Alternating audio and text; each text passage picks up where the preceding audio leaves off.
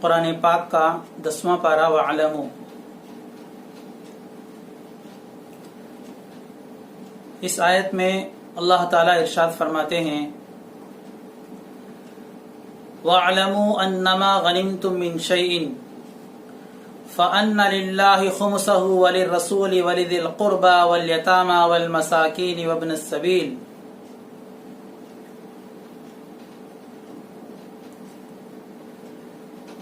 اللہ رب العالمین جب کبھی بھی مال تقسیم کرنے کا کوئی موقع ہو، قرآن پاک میں جگہ جگہ رشتہ داروں کو، یتیموں کو، مسکینوں کو اور مسافروں کو مدد کرنے کی تلقین کر رہے ہیں۔ اسی طرح اس آیت میں بھی جب وہاں مال تقسیم کرنے کا موقع آیا تو اللہ تعالیٰ ان لوگوں کو یہاں پر بھی یاد کیا۔ قرآن پاک میں سورہ انفال، سورہ توبہ، یہ ایسے سورے ہیں جس کے اندر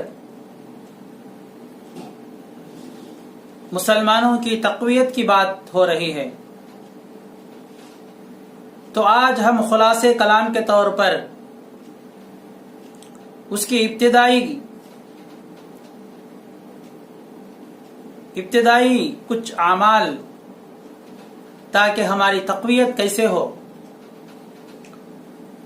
اس کے خلاصے میں کچھ باتیں میں عرض کرنا چاہتا ہوں۔ اللہ رب العالمین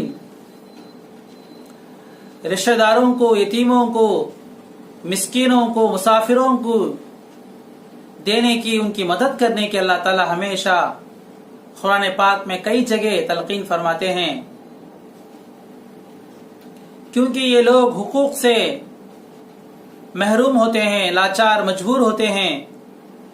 کمزوروں کا خیال اسلام نے کیا ہے۔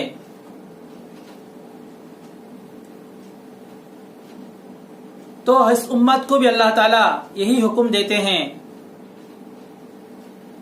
کبھی بھی کوئی چیز تقسیم کرنے کی موقع آئے، حقوق کو بانٹنے کا موقع آئے، تو ایسے کمزوروں کا خاص طور سے خیال رکھا جائے۔ یہی پیغام ان آیات سے ہمیں مل رہا ہے۔ خاص طور سے ہمارے ملک کی ہم بات کریں گے۔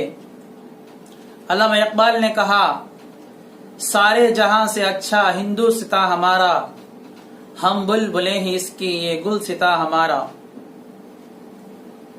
ہمارا ملک جس کے اندر عوامی حکومت ہے، جمہوری ملک ہے، اس ملک میں یہ ملک کسی کی جاگیر نہیں ہو سکتا۔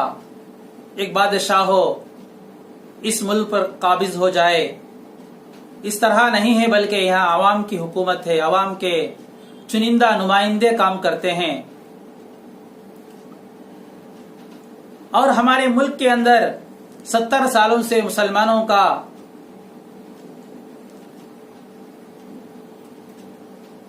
نظریہ اس طرح رہا، جو میرے خیال میں اپنی رائے جو ہے آپ کے سامنے پیش کر رہا ہوں۔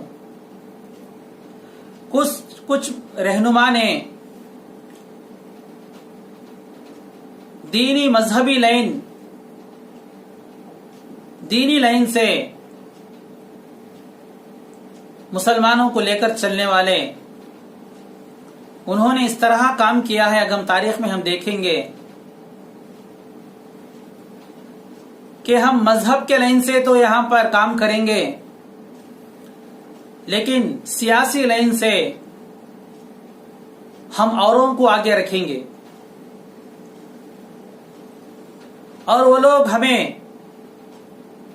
ہماری مذہبی لائن سے خلل نہ کرے، ہم اپنے مذہب پر آزاد ہو کر عمل کریں گے، جس میں ہم دیکھتے ہیں ہمارے مذہبی تعلیم گاہیں، اجتماعات، جلسے جلوس، مجلسیں، محفلیں، आजादी के साथ कायम रहें। हम सियासत को, सियासी रहनुमा, उनको हम सिर्फ वोट देंगे, हमारी कोई हिस्सेदारी नहीं होगी। बस उनका काम यह है हमारा वोट लेकर हमारी हिफाजत करे, हमारे मजहब की हिफाजत करे। इस तरह का नजरिया 70 साल से मुस्लिम रहनुमाओं का इस मुल्क में रहा। हकीकत में हम देखेंगे ये एक किस्म की रहबानियत थी, ये एक किस्म की ज़हनी और फिक्री गुलामी थी, जिसका नतीजा आज के हालात हैं। इस दरमियान मुस्लिम उम्मा की मशगूलियत क्या थी, किस चीज को सामने रखकर मुस्लिम उम्मा मेहनत कर रही थी? तो मुसलमानों का मशगला यह था कि आपसी मकातिब फिक्र के दरमियान मुनाजरों में, फिरकों में, मकातिब फिक्र की तशद्दुद में, अवाम से लेकर अहले इल्म तक हर जगह जिंदगी के मकसद की तरह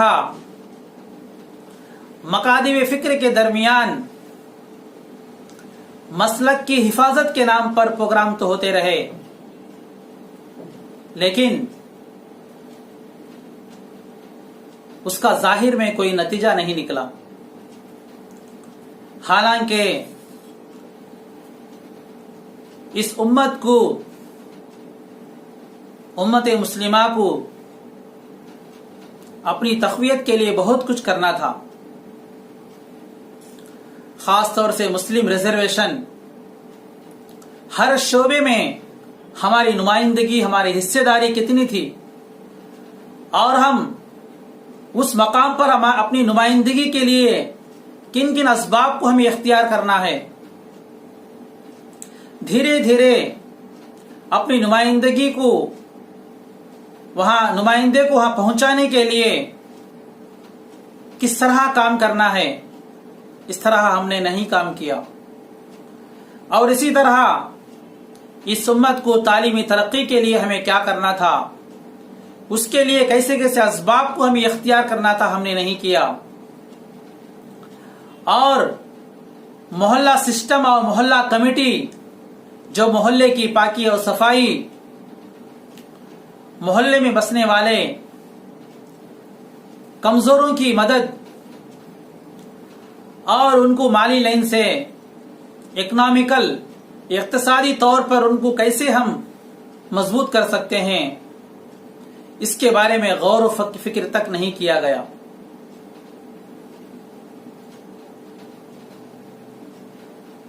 और हम देखेंगे हम मुसलमानों में दो ही चीज हम जानते हैं, एक मुस्लिम, एक गैर मुस्लिम। उससे बढ़कर हमें कुछ नहीं जानते। अल्लामा इकबाल ने क्या खूब कहा, सारे जहां से अच्छा हिंदू सिता हमारा, हम बुलबुले ही इसकी ये गुल सिता हमारा। इस गुलिस्तान के अंदर मुख्तलिफ फूल हैं, रंग बरंग पौधे हैं,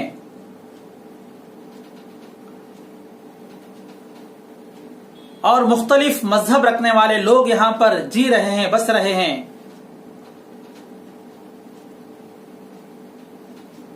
इन मजाहिब के दरमियान हमें पहचानना है, हर एक की पहचान हमारे पास हो। यह आदमी किस मजहब से ताल्लुक रखता है, मुसलमान है, हिंदू है, और इसके अंदर ईसाई, सिख, दलित, जैन, बुद्ध, इस तरह के मजाहिब, मुख्तलिफ अकाइद, मुख्तलिफ खुदाओं की परस्तिश और उनके मजहबी त्यौहार, रस्म रिवाज सबके अलग अलग हैं। और हिंदुओं में अलग अलग नजरिया रखने वाले, अलग अलग देवी देवताओं को पूजने वाले लोग भी हैं, उसकी भी हमें पहचान रखना है। ब्राह्मण है, वैश्य है, शूद्र है, और कापू, कम्मा, यादव, लिंगायत, रेड्डी, धोबी, इस तरह अलग अलग नजरिए रखने वाले भी हमारे मुल्क के अंदर हैं। हर एक के अकायद क्या है हमें मालूम करना है।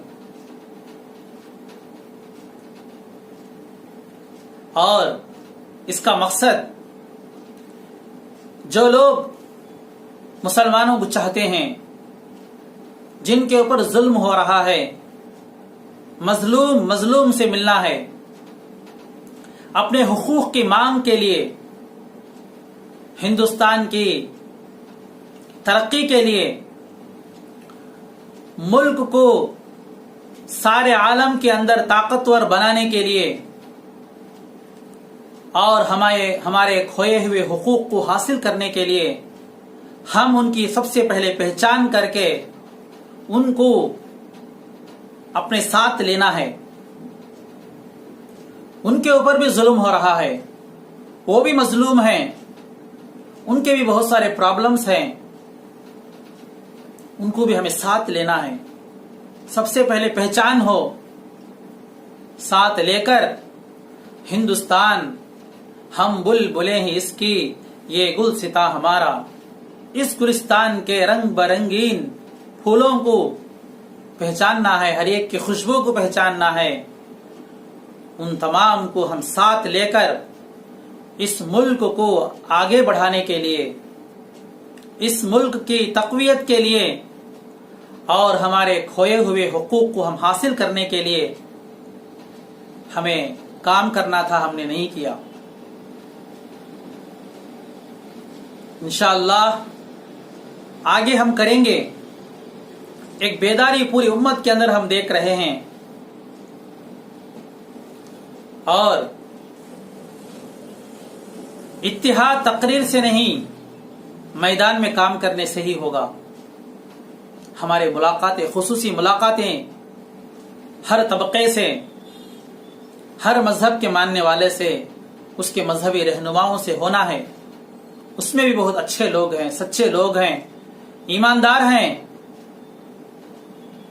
मजलूम हैं, हुकूक से महरूम लोग उसके अंदर भी हैं। वैसे लोगों से हम मुलाकात करना है,